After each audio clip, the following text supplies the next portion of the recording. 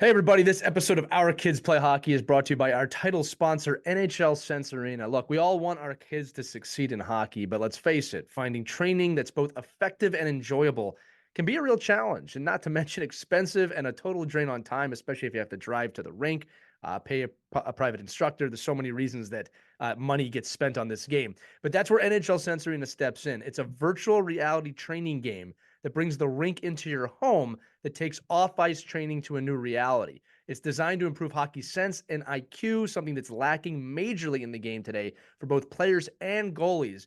And you get unlimited access to over 100 drills and training plans from top coaches and players that can be played anytime, anywhere, with drills approved by USA Hockey player and goalie development directors.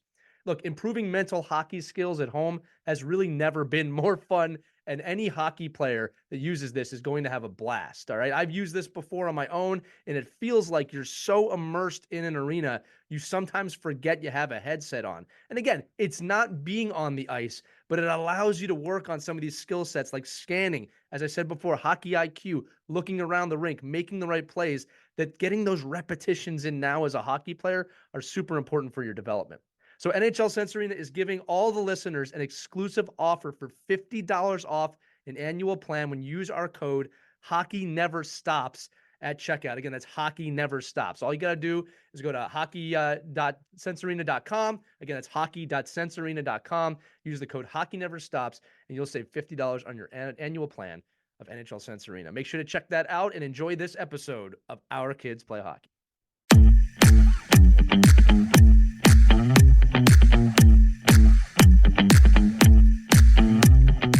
We hope it's on a lot of your minds. Should you be taking a break when the season ends and get into the spring? You got spring hockey, summer hockey, and everything. You want a break. Your kid might want a break, but it's so hard to know if you should or should not take a break. That's what we're talking about today. And I'm going to tell you what, this is probably one of the best discussions the panel, the three of us, have had ever on this show about kind of how to approach the spring and summer with hockey. It's an important episode. It's going to make you think. It's going to make you look at yourself. It's going to make you look at your programs. It's going to make you look at your kid, right? And really ask the right questions to get the answer to that question. Should we take a break? So enjoy that. Also, if you love this show, which we know you do or you wouldn't be listening, make sure to give us a 5-star rating wherever you're listening. Share it with a friend in your Team Snap or wherever, your Game Beast, whatever you're using. And also visit ourkidsplayhockey.com and check out our kind of end of season coaches gift, player gift little thing that we put together. So we put a bunch of deals in there for you to give you some discounts on some fun things. Again, players, coaches, parents, whatever you're looking for, we got stuff for you there. It's a great way to support the show.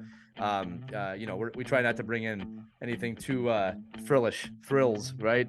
Try to keep this pretty organic. So that's a way you can support us. But again, we're talking about taking a break. I'm going to take a break from this intro to give you me doing the actual intro right now on Our Kids Play Hockey.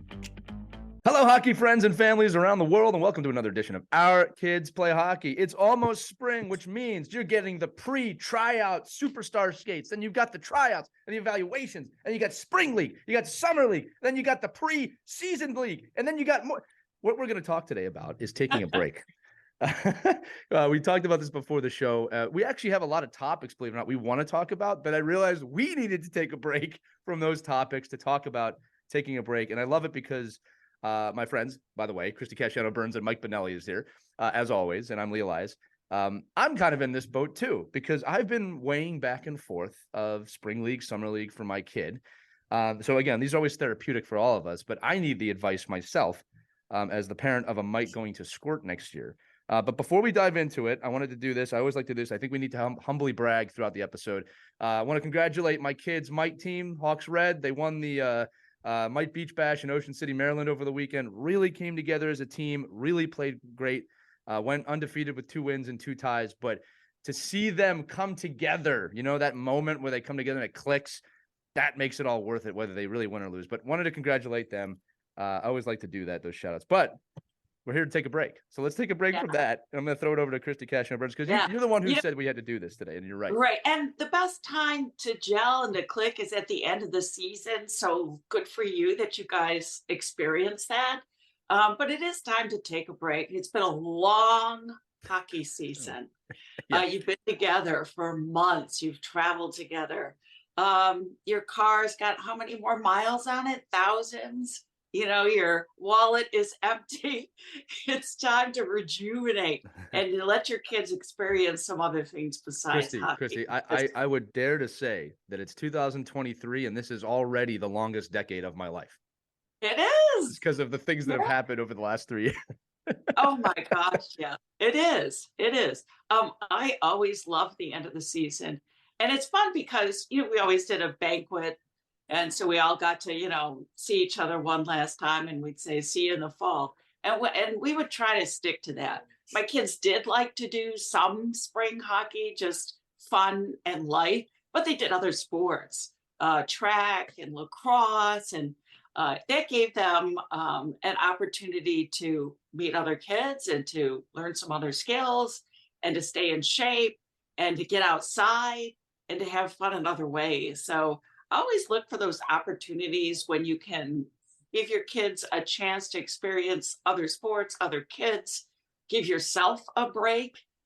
Right. I loved being able to sit outside during the lacrosse games in my lawn chair and talk to moms and watch. I couldn't stand there were too many whistles, but besides that, game wasn't as fast as hockey. I mean, I'm going to be honest with you, hockey's my first love, always will and always has been. But it was fun just to be able to, meet other moms too, and just to have a chance to see your kids grow and develop in other ways. So I'm a huge proponent of taking a break. Christy, one of the things you said that I want to tap on is that we talked about the kids needing a break, but you also said we need the break. And I was actually thinking of that when I was doing the intro. I'm like, the weather's beautiful outside and we can go sit outside, but we have spring hockey. I was thinking, we need the break too, as parents. And it can be tough, especially if your kid wants to play, right? And that's what I'll throw it to you guys is here's the situation I'm in. And listeners, really, this is all genuine. Like I'm actually glad to be here today for my therapy session with Mike and Christy, Dr. Benelli, Dr. Casciano Burns. But so as you guys know, as we talked through the season, my son's a goalie. And now he's transitioning from mite to squirt. So the logical side of my brain goes, well, play spring, play summer, get him those reps in because it's all squirt at that age now.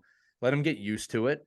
But then there's another side of my brain that's like, I could use the break. I mean, keep in mind, spring hockey is only really once a week. It's not as intensive. And then I started thinking too of these are bigger kids, right? And there may be some understandable, frustration with that for him that he's going to have to learn to overcome anyway, right? So I'm of two minds of the subject. Do we just kind of take off for that 5 or 6 week spring season, go right into the summer season? There's also, there's lessons, like there's all these things out there to take. And I don't know if it's like, okay, should we take a break? I'm going to reiterate to everybody listening. Yeah. From asking him, he wants to play. Like it's not, no one's forcing him to do anything. Mm-hmm. But I'm like, do I need to be a parent here and say, we're just not going to, we're going to take a little break here. Yeah, I think you should. I'm worried about burnout with your kid. Right. I think he needs a break. It's a long. I was with you during the whole season, Lee. We were there on your journey. Take a break. Yeah. Hockey's still going to be there. It's not going anywhere. I'm leaning that way. Mentally and physically need to separate for the spring.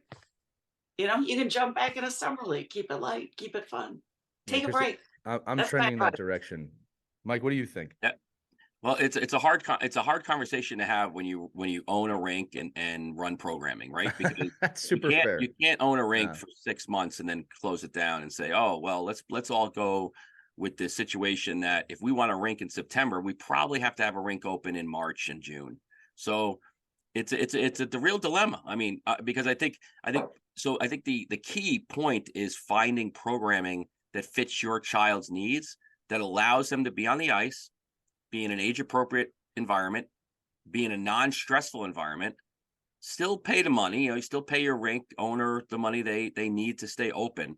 But the rinks have to do a better job of developing programming that puts more kids and more diversity of programming into their schedule, so that parents can choose and allow kids to play other sports at the same time maintaining. I mean, that's where hockey's so different, right? It's so like it's not as simple as, well, when you learn how to ride a bike, you just jump on and you're riding a bike. It's you skating it's such a piece that separates all the other sports that you can't just shut it down and expect the kid to just pick it up in the time that we are now in the hockey world.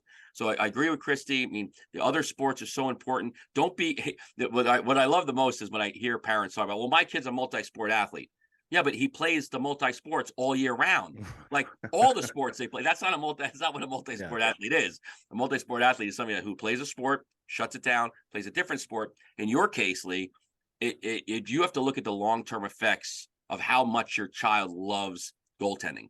Right. Because what we're finding now is the facts is all this work you do to get your kid to be a great 16 and 17, 18-year-old goaltender, and then they're done because they have hip surgery. Right. So, and they can't walk, right? And at 18. And that happens. We don't talk about it enough. It should be it's an epidemic in my world. It's like it's the Tommy John of goaltending. That's true. Is hip issues and knee issues.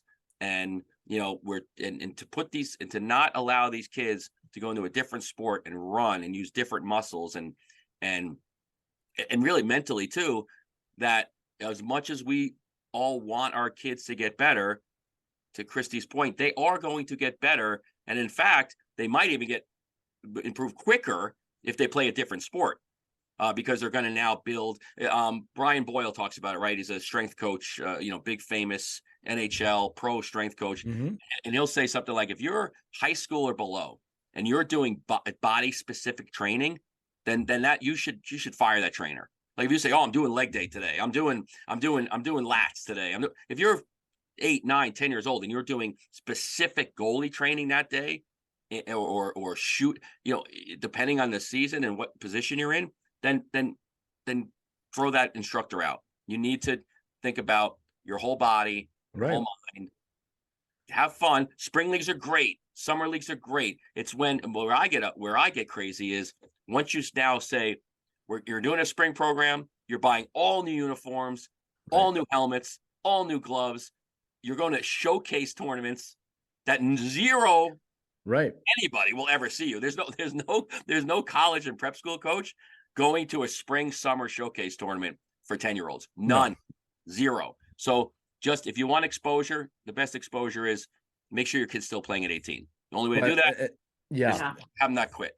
And you are really so right on the wear and tear, especially with goalies on their hips. I mean, even older, my daughter just had a labrum tear, and it's just it goes back to just, using the muscles and overusing them because she was hockey year round in college. So, yeah. And you don't know, Chrissy, you don't know if that's exactly, like, it could just be your body, right? And you don't know if that is what caused it, but I would say that you could eliminate those pieces by just training your whole body, by strengthening all the different muscles that build into your structures and skeleton. I can tell you both, but just from playing. Parents need to be aware of these types of injuries, and they can be more at risk for them with overuse of these muscles. I can tell you both, as someone who started playing really intense at 12 and really has never stopped, that even I now can see, just from my age and talking to physical therapists, I have several underdeveloped athletic parts of my body that I've had to develop over the last few years because they just never developed. Like I never had to use them because I was just skating all the time. So everything you're saying is true. And Mike, I just wrote some things down here too. I wanted to share with the audience because I think it's important to be transparent as a parent in this, because I think that's the only way we're going to learn. So I wrote down like some of my fears, like what are some of the fears in my mind that are causing me to think this way? And I'm going to go through them real quick. Like one was, you already brought this up, the loss of skill. Right now, we've been doing this show long enough to know, especially at the age my son is, 8, 9, 10, 11, that's not really a major concern because they're going to pick it right back up. They'll have the 2 weeks where they're wobbly and then they'll be back to normal. So I think we've done that. Another one for me, I'm going to kind of put this out there, was I had this thought of, okay, he's getting into goal. He's really getting into it. So he has to catch up. He has room to make up.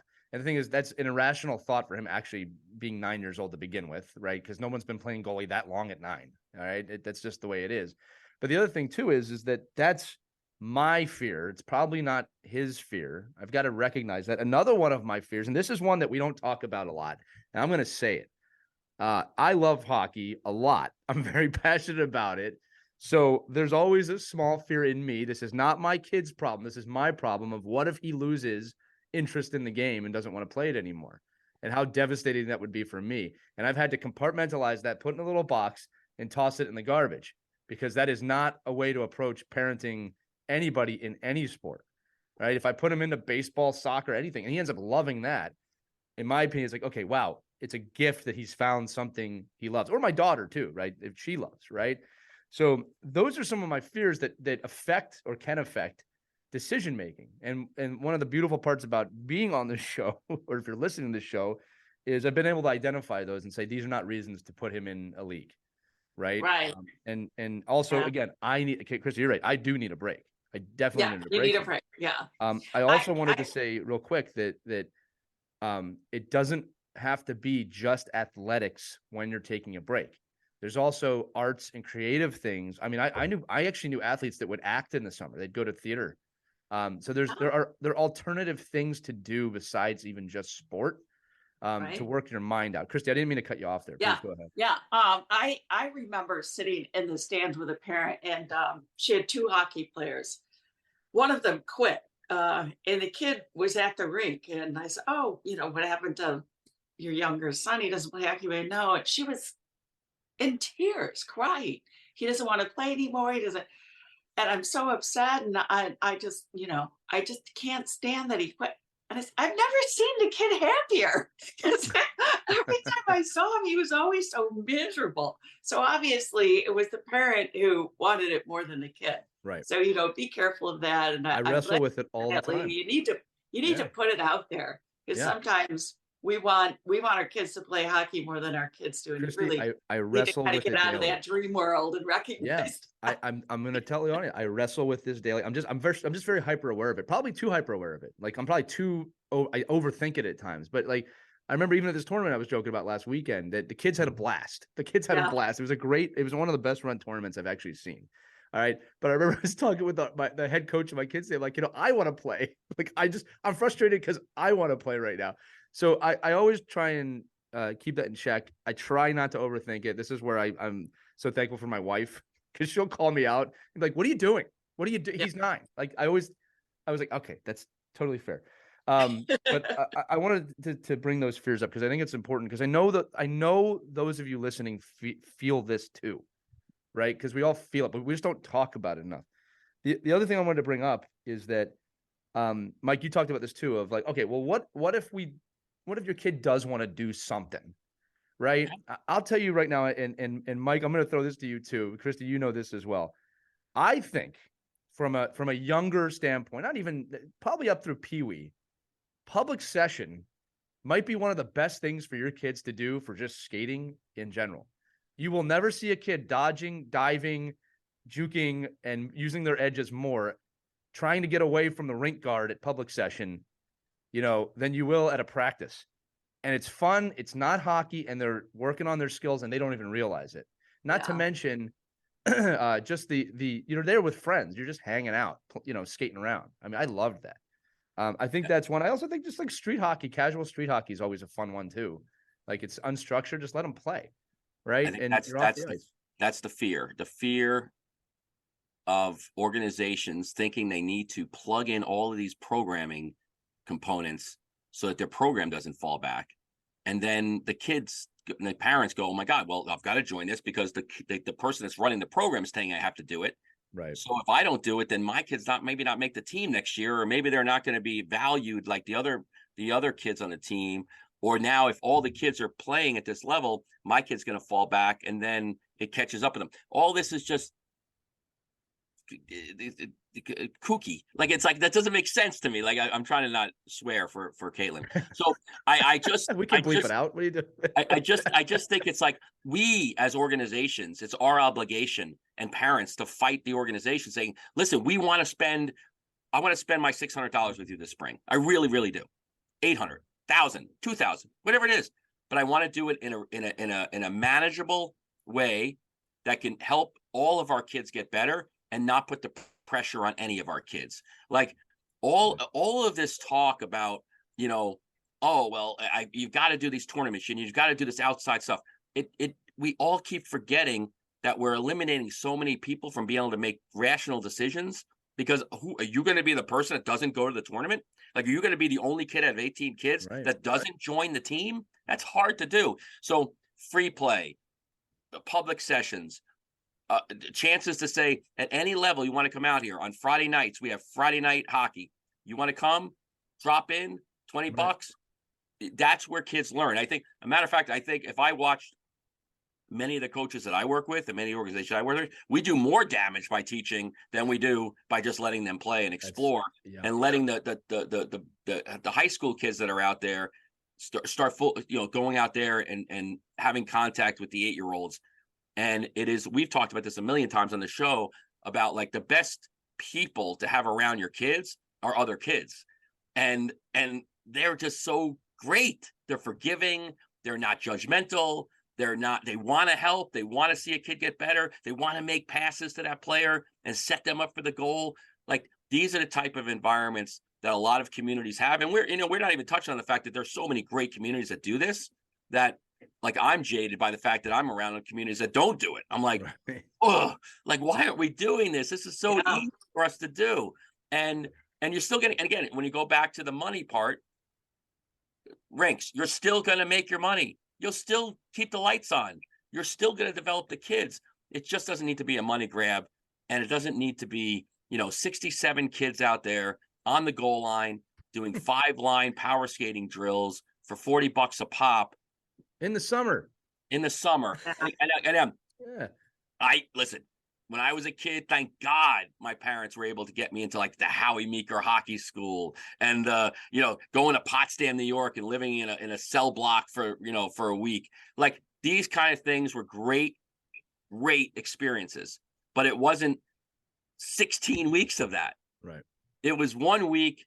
Like, I mean, my God, that was like a time where you, like, met kids and then you just never met them again, right? Because there was no social media, there was no Snapchat. Like, now you get to build these relationships with people where you could go for a week of hockey school, come back, you could do your own training, so I always look at it as, if you have a kid that wants to get better, they're going to find ways to get better. The more we manufacture chances for them to get better, honestly, the more we're probably beating the sport out of them.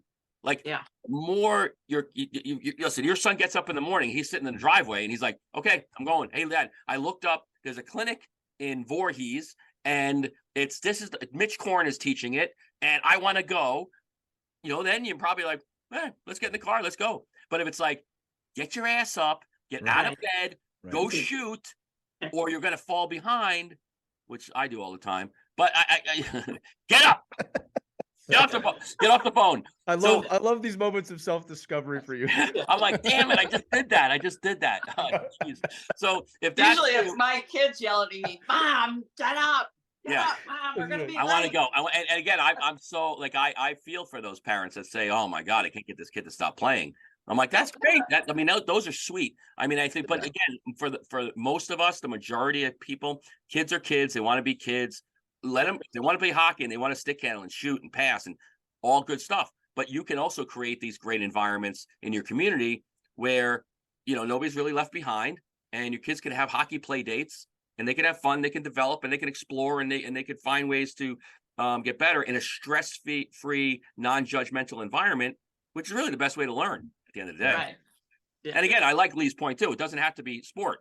Shut it down. Go to guitar camp. Hey, look, I'll tell you one. This is going to be funny and also understandable. I was the first ever camper in the sports broadcasting camp that started out of Philadelphia. It was called the Scholastic Play-by-Play Sports Broadcasting Camp. I was the first ever camper in that camp, which has gone national now. It's a massive camp, but I remember people telling me, "You're going to broadcasting camp?" Yeah. I would have been the guy in high school saying, "Look at this geek." Well, here's the thing. And you're on a show with me now, Mike. So based off of my performance on the show, I wish I would have went to broadcasting camp. But listen, I'm with you on that. I'll tell you this though: the fact I'm sitting here with an award-winning anchor who I look up to greatly, Christy, and I feel that way about you, and then you too, Mike. It's like it all. My point is those worlds all combined later in my life. And I'm so thankful that I knew broadcasting was a passion of mine early on in high Right. school. Yeah. But I pursued it too, is my point. Like nobody said you can't Right. do this. Yeah. Um, And I And, just and worry you about you're the shooting. kids whose parents are pushing so much hockey on them year round that they're not going to have that chance to go to that nerdy broadcasting camp, and what's no, nerdy I'm about serious. broadcasting? Well, The they're sports broadcast. Christy, I think more important, like when we talk about like when a kid's old enough to make a decision, they're scared to ask. Yeah. Like, Yeah. like it's just like, Yeah. maybe an 8-year-old is different, right? But when you're 15, 16 years old, and you're Yeah. like, I really want to do this, Right. but I can't because I'm Right. gonna miss out on what Right. my coach is telling me. If I don't go to this, I ain't playing. You know what? You're missing out on life, though. Then, Mike. Yeah. That's the other part of it. Is those experience? Like, look, it's the same we talk about with traveling. Go to other countries, see other places, right? Which a lot of us can't do until we're a Right. little bit older. To be fair, but when you start to do that, you see the world totally different. This Yeah. is the same thing when you're a kid and going to different experiences. By the way, I probably should have led with. I also went to like Star Trek conventions in the summertime. That's nerdy. All right, sports broadcasting camp wasn't nerd. Maybe it That was. is nerdy. No, That's I was super just nerdy. teasing you. I know. I did a very similar thing. It was all summer long, and they had a program at a television station. I would go every Saturday. We would Right. learn all about TV commercials, and I did the same thing. I think I was 15 when Oh, I did it, and Christy, that just opened a whole new world to me. oh, it was great. And I'm Yeah. so glad that I had that opportunity to do that.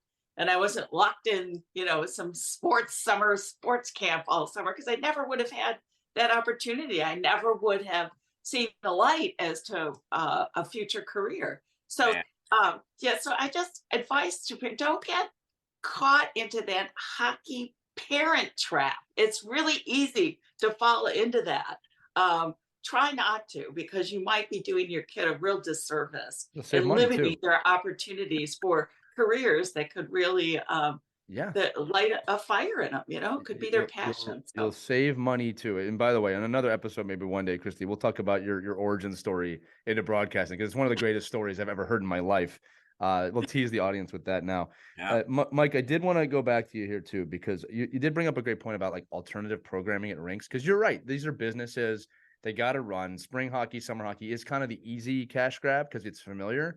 But if I'm not mistaken, I've seen rinks do alternative sports either on the ice or around the rink in the summertime to keep the money coming in, to keep the Yeah. kids coming back. But I was just thinking, like, how cool would it be if there was like a weekly this is probably for more younger kids, but I think older kids would love it too, where it's a different sport on the ice every week throughout the summer. We're playing broom ball, we're playing kickball, soccer on the ice, or we gotta keep it safe, obviously. But Yeah, my boy Lou Taco was doing lacrosse on ice, full team lacrosse on ice. Pavel Barber, out there doing tennis, putting up two tennis nets and playing tennis on the ice with a tennis racket. I mean, these are great things that you do like what I did when I was 15, working for my cousin Rocco Ciro, carrying blocks, across the parking lot and picking them up and putting them down. Whatever is good, you're going to find a way to advance your athleticism. And still, again, I understand. Like I run many rinks, and you've got to keep the lights on. But you can do other things in those rinks where, say, if you wanted to do some cross training, you could still do, traditional skating and power skating and free play, and then do something in the gym or something in the parking lot. You have, all of April through August to do tons of stuff outside. Right. Most of these rinks probably have bigger parking lots than anywhere else that you could ever find, right? And they're safe. So you put out and you're playing, floor hockey and ball hockey and rollerblading and learning how to shuttle run and whatever it is. But the whole idea is for a youth hockey organization is to build community, build alternate ways, and then, even better at the younger levels, bringing in new hockey program where you could say, hey, every 8U kid that's in our program, I want you to bring 4 friends that have never ever played hockey before. And if they're playing street hockey, which basically anybody can do, now all of a sudden you go, wow, look at that kid. That kid's actually a good hockey player. Oh, did you know that when they're at public session, they're wheeling around, like they can skate too? They just never thought hockey was in their, an option.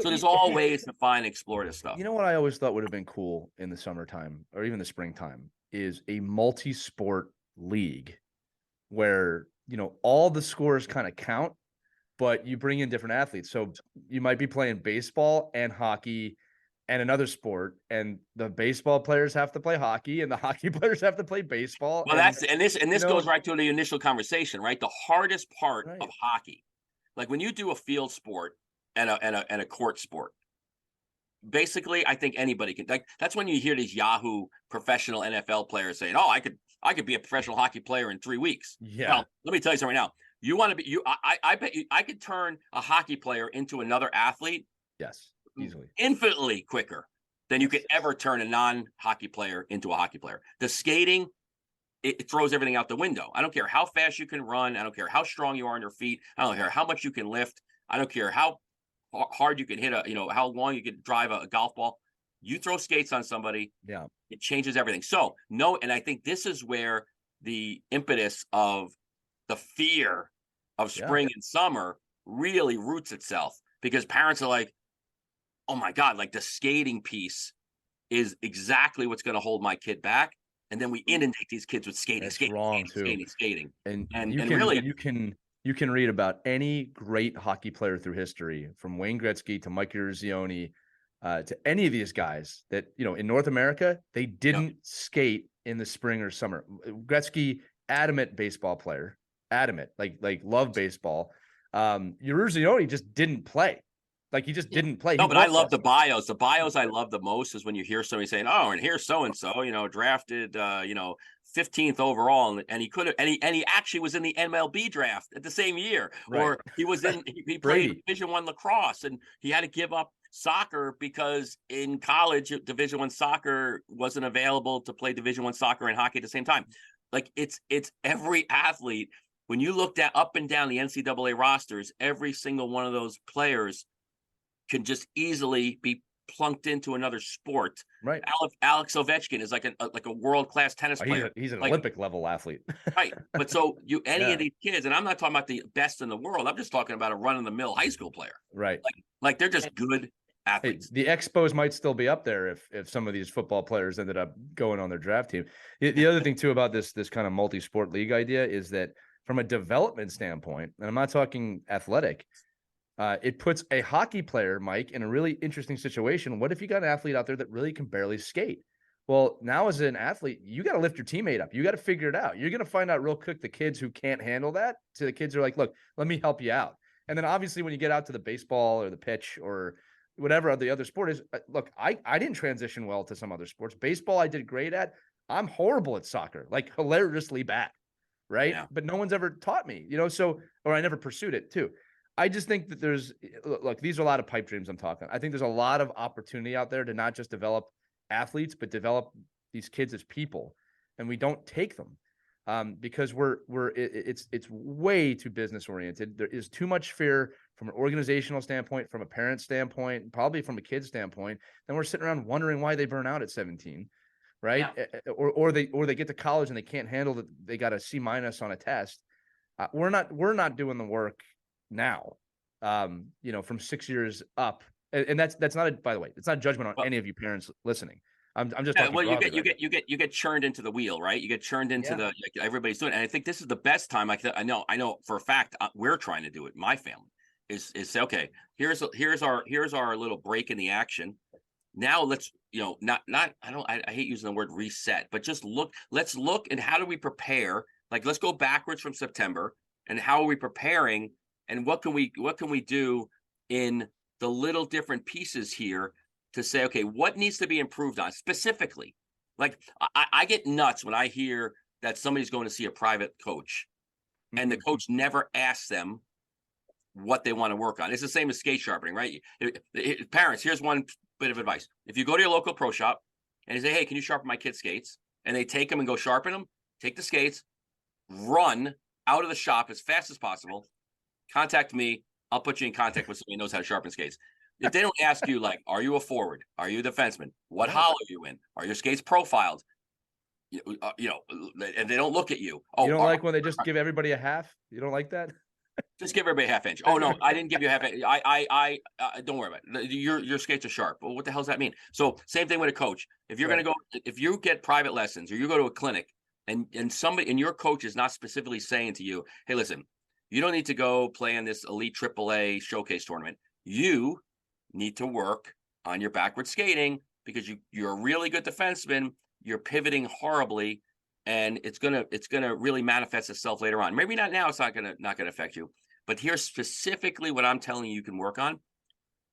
That's the coach you want to go to. You want to go and use this spring, summer time to start working on things. Now, to Lee's point, a lot of it might not even be on ice.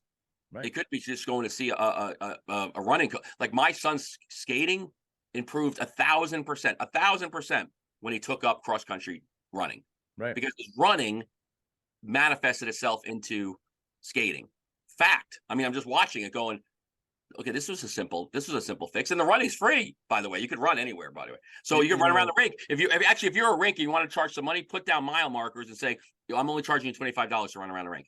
But if just think about the ways to say specifically, I want my kid to improve. I'm a big slide board guy, right? So I'm like, okay, well, if you want to improve your power skating, it's hard to improve strength. And again, if you're a parent, you understand the mechanics of striding. It's hard to improve strength on the ice, right? Because the mechanics don't allow you to build muscle. No, there's no friction. Yeah.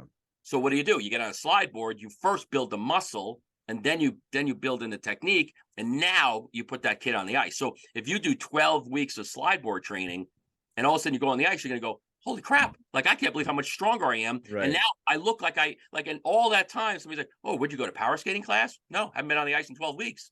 But the strength is what gives you the skating. It's not just the technique.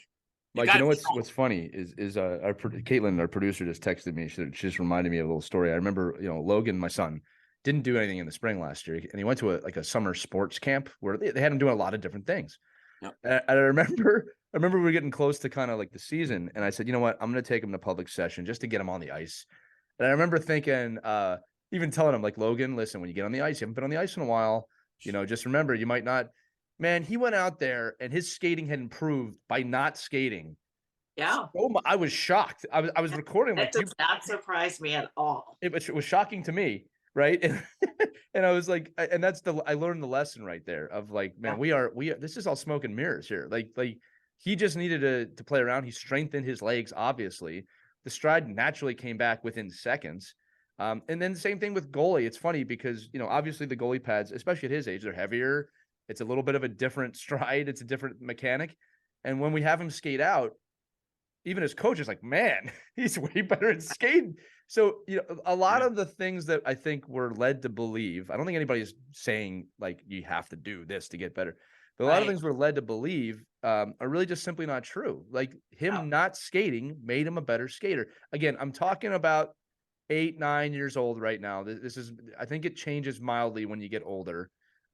In multiple ways. But, I'm glad Caitlin texted me that because I kind of forgot about that. Yeah, he was way better. We had a goalie who was superb. He was also a lacrosse goalie. And he could stop shots like nobody. Right. It was just amazing how the skills complemented each other. So, well, and the fear and the mental part. Like, okay, so if you can get a kid in the soccer net or into the goal net, or a kid that can be good at something else and still, and be a good teammate in other aspects. It's just, one of the things that's so underrated is the ability to leave a group of people and go to a different group of people and kind of reinvent yourself and reinvent like your commitment. And even the kids are just having fun. Like, oh, it's just something I do for fun. Like, if you can go play tennis every day for fun with another kid, like or that's pickleball. Pickleball, that's like the hottest thing in the world, right? So I think, but just being in a place where if you're a parent and you look at a skeletal system of a child and you go, okay, well, what is missing? Well, go find that sport to balance that child out. Your pediatrician will love you. Certainly, Dick's Sporting Goods going to love you because you're going to go out and buy a different pair of shoes, sneakers, and you're just going to be in a situation where you're outside, you're in a different environment. Different muscles, so mentally and physically. And then one thing we haven't talked about either, it's a really great time to say, okay, guys, let's sit back and see what were the negatives of this season, reflect, and taking the break, and where can I fill in the gaps? Was it did I never prepare meals appropriately? Did we maybe go on way too much? Did I miss 16 days of school? which is, now I'm on I'm getting, CPS calling me. Like, your kid's missing school again. Like where are those balancing acts that you as a parent can make sure that you're prepared for as you go into the new season.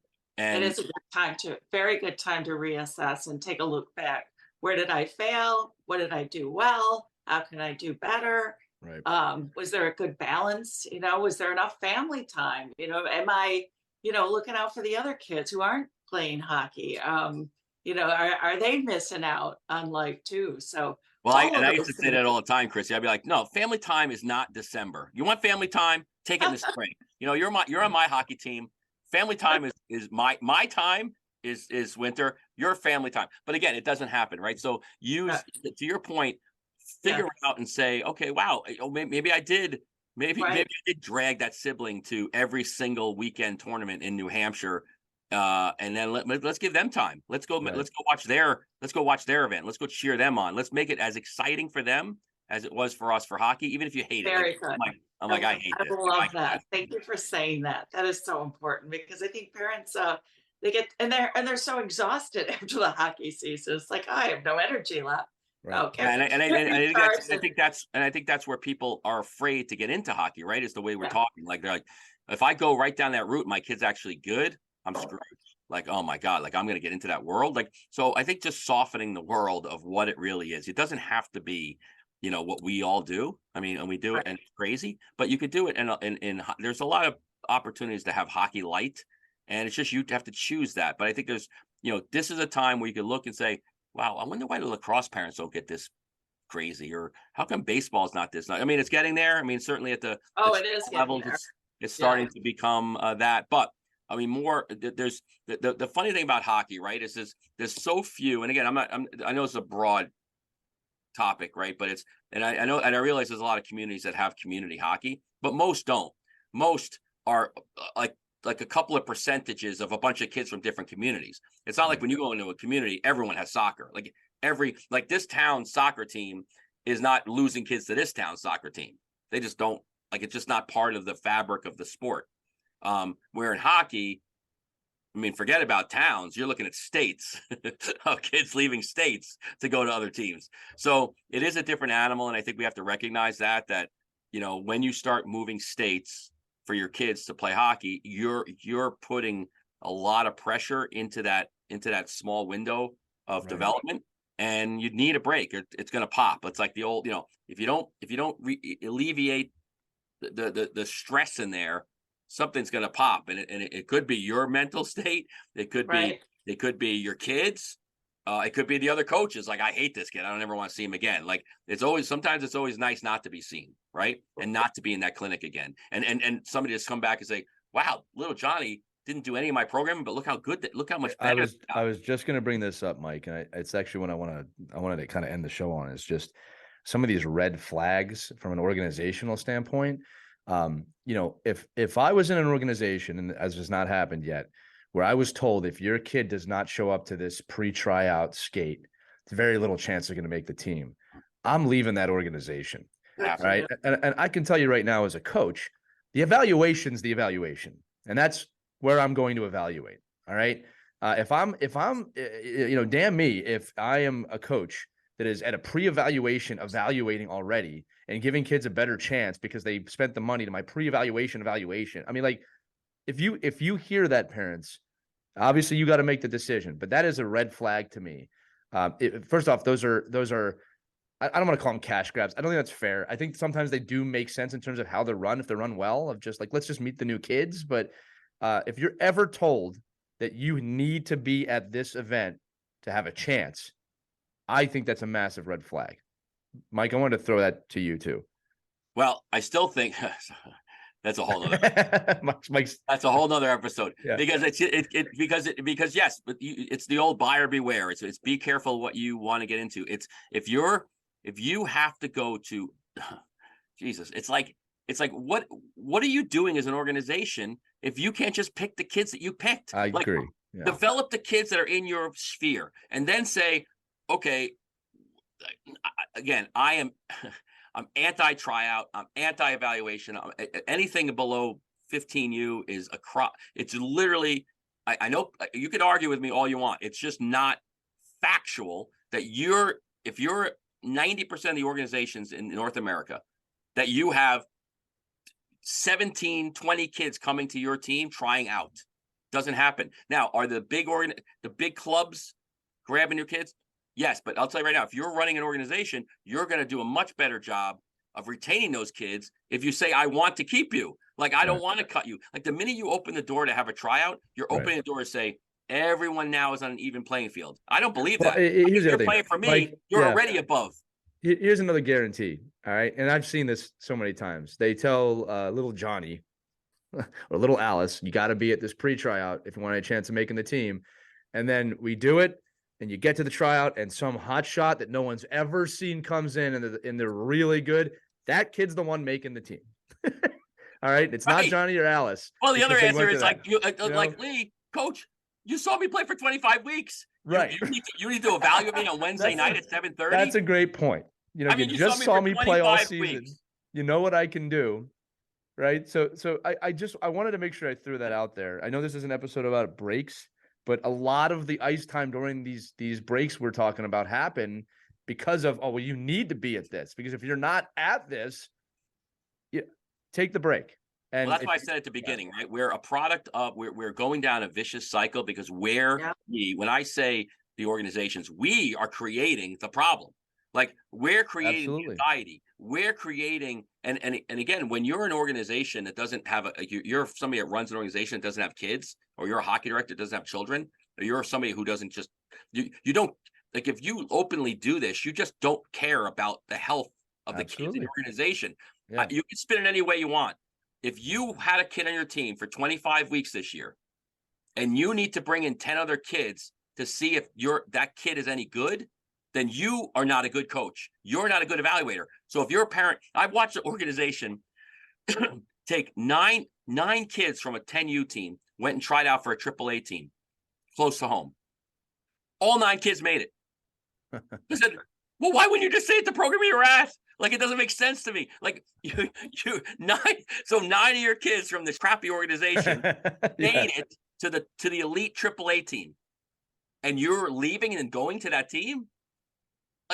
Like, that is a team. And there's 12 kids on the team. So what do you, like, don't you, and that happens, let me tell you something, it happens all the time. I'm watching it right now in real time, over and over and over. Parents, if you're listening to this and you're driving the car and going to tryouts, go and look and see how many kids from other organizations are out there on the ice trying out for your program. And it's probably 2 different helmets. And you're telling me that over the last 25 weeks from last tryout, well, forget about it, more than that, right? 50 weeks from the last tryout in March, that your coaching staff can't determine who should be on the team now, then that's an inefficient and unproductive coaching staff. Right. And again, and take the break. Take the break. Yeah. Get away from that. Most likely you're going to come back and they're going to go, oh, we need players anyway, because the kids that all made the team, they didn't stay here anyway, because they were only coming here to see if they were good enough to play on the team.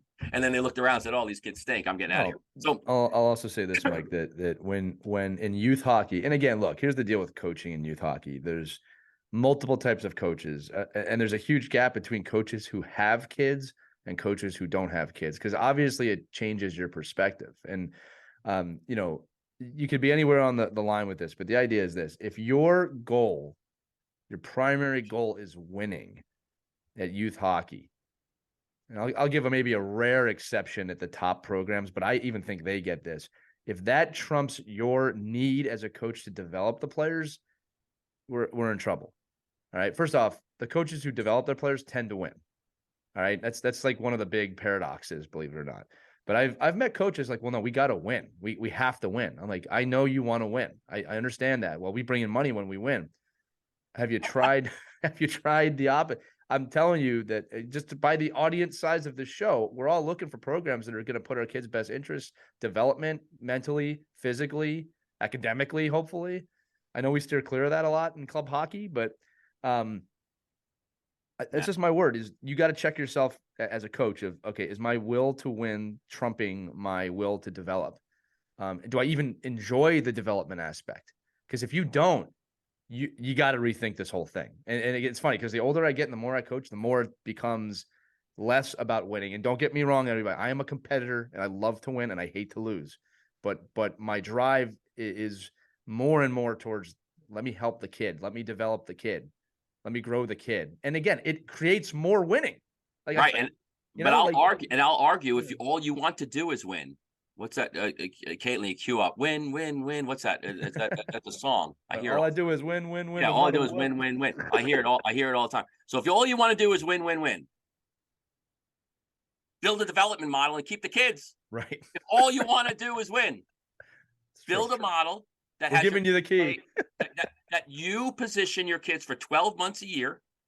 Say to a parent, I'm picking you at 8 and I'm graduating you at 14. That's my goal. My only being, because I'm a great coach, I'm a great developer. You're coming to me. You coming to me because I'm the best. Then I'm going to develop. My job is to develop you. If I'm so good, then I'm going to be able to tell in April how good you're going to be. That's how good I am. I'm so good that I'm going to be able to project, just like I say I am, just like I say I can, just like I say I can develop kids. Well, if you're so good, then you're going to pick me in April of 2023, and you're going to graduate me in March of 2028, whatever it is. Right. Do math. I'm not a math guy. So just be that, to me, is that's the step. That's the ask. Right. I know I'm signing up for your tryout. It's $325 if I didn't do it online. I realize if I did it online, I save $25. I get it. But I'm just showing up and I'm trying out. I'm signing a contract because you're not going to let me leave the rink without signing a contract, right? I'm going to sit in the hallway, and Christy, daughter made the team, but you do not. There's zero chance you have a chance to. You can't ask somebody else what they're doing. No. You sign a contract or you've lost your spot. Run away. Because I want you to value me. I want you to pick my kid. Right. And I want you to graduate them. If you're just if you're BS, which I'm going to say you probably are, then your job then is to pick my kid in April and then find a way to cut them next March. Right. If that's the case, if that's the history, take a break, go away, find a program that wants your kid and wants to keep them and nurture them and develop them. And if you're a good coach and you want to do this, call me up, give you a 12-month plan. It's easy. I'm going to pick my kids. We're starting to see this more and more around the country, by the way. We're seeing like prep type environments for 8 and 9 and 10-year-olds. Oh. That terrifying, dude. That is saying, we can develop you guaranteed until we can't, and then we're going to cut you anyway. Like if you're going to make the commitment, make the full commitment. Say, yes, will you play as much? Is it equal? No, all that kind of stuff is just you. If you're good enough, you're good enough. If you're not good enough, if you're not going to make the commitment to me, it's hard for me to make the commitment to you. But if you're making the commitment to me, and I'm going to make the commitment to you, then if I'm a professional, if I say I can do it, then believe it. My job is to make sure you get better. Right. And if you can't, and if that coach is not saying, and I love like Lee's analogy, like why isn't a hockey program doing in a town, say, hey, the hockey kids are ending on March 15th, and then lacrosse season starts with all the same kids. Like every kid that was playing hockey now plays lacrosse or baseball or these multi-sport as a group, as a community. Yeah. And I just think it's so much, we could do so much better. But at the end of the day, you have to, whether it's a complete cutoff break and go do swimming, or take a break as far as if you're going to replicate the every weekend tournament, 60-game winter season, and then just carry it over to spring and summer. My personal belief, it's a mistake. Right. You don't need to do it. And you're going to find there's no benefit in doing it. Right. Oh, if only we knew then what we know now, right? And I'm looking back, thinking about all the times I signed my kids up, and there were money grabs. They really were. They were pure money grabs, but you don't see them until after the clinic is over. So, parents, what Mike just shared with you is a huge golden nugget. Huge. Well, and Christy, I wish I had that knowledge. All I do is tell people, I know it's, listen, you could say whatever you want, and you could call me out. I have a crystal ball. I have it. I do. No, you can laugh all you want. I have the crystal It's ball. I can true. tell you right now. I'm not laughing because could- I'm laughing I could- at all the I could- experiences I had that just, that I could wish I had almost- that I could knowledge. almost to a T, watch your kid for 20 weeks, write down something like where I think they're gonna what's gonna happen with them, put it in an envelope, and slip it in your glove compartment.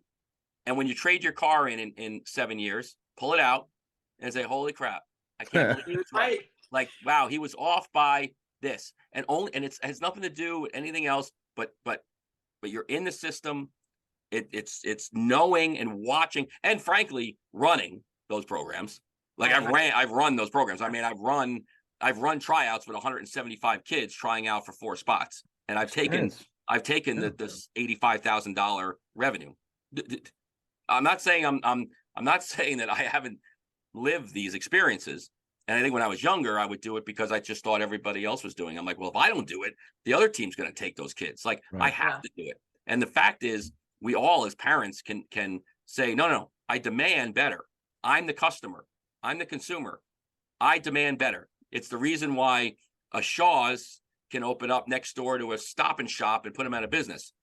It's the same steak, except I'm going to give you a better experience over here. Yeah. You buy this steak. And I think that's, to me, that's shopping, and maybe taking a break and sitting back and watching all the dominoes fall is sometimes maybe a better situation for your kid. Because I can tell you this, no matter what happens, your child's going to find a place to play in September.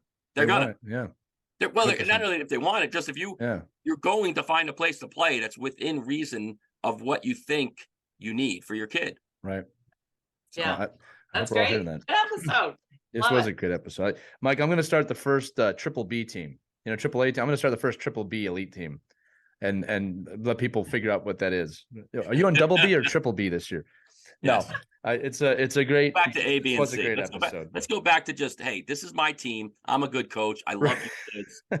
Come play for me. I love it. Well, that was what the spring and the summers were like for me as a kid. But I think we're all in consensus here that taking a break is very important. And each one of us listening, you have to look at your situation. But as Mike and Christy said, you have to reflect on the season. You got to maybe project about where you're heading, talk about some of those fears and talk about some of those apprehensions that you're having in your home, and decide, maybe we should take a break. I think it's clear here that we need to take a break. We're going to take a break. And that's one of the reasons I love this show. Mike, bringing the heat today. Great stuff today, both of you. I've had a long weekend of tryouts. Yeah, no, right? And it shows. Yeah, he's smiling now. If for those of you watching this, not listening, you can see Mike go from serious to happy throughout the episode, which is great. Mike, we love having you. But that's gonna do it for this edition of Our Kids Play Hockey. Remember, you can hear all of the episodes at ourkidsplayhockey.com or your favorite podcast provider. Also, if you're looking for end of season gifts, or if you're looking for just something to buy for a player, a coach, anybody, head over to ourkidsplayhockey.com. We have a little bit of a team or player deal kind of section there that you can go. It has all of our little things that you can get there. We got tired of saying this product every week, so they're all there. OurKidsPlayHockey.com. But for Christy Cash, Anna Burns, and Mike Benelli, I'm Lee Elias. We'll see you next week as we get here to the spring on Our Kids Play Hockey. Have a great week, everybody. We hope you enjoyed this edition of Our Kids Play Hockey. Make sure to like and subscribe right now if you found value wherever you're listening, whether it's a podcast network, a social media network, or our website, ourkidsplayhockey.com. Also, make sure to check out our children's book, When Hockey Stops, at whenhockeystops.com. It's a book that helps children deal with adversity in the game and in life. We're very proud of it. But thanks so much for listening to this edition of Our Kids Play Hockey, and we'll see you on the next episode.